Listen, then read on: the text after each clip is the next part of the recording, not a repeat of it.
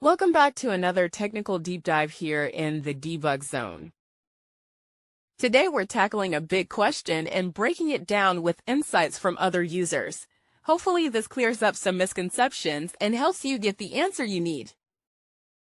So buckle up, stay a little curious, and let's jump right in.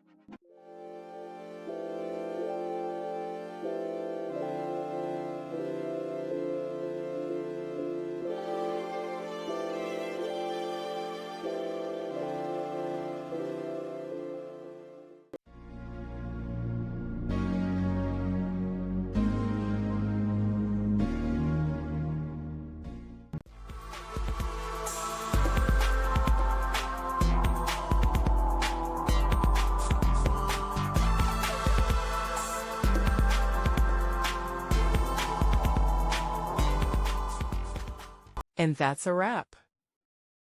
I hope you found the answer you were looking for. If you did, take a second to hit that subscribe button. It really helps out. And let me know in the comments which solution worked best for you. See you next time in the debug zone.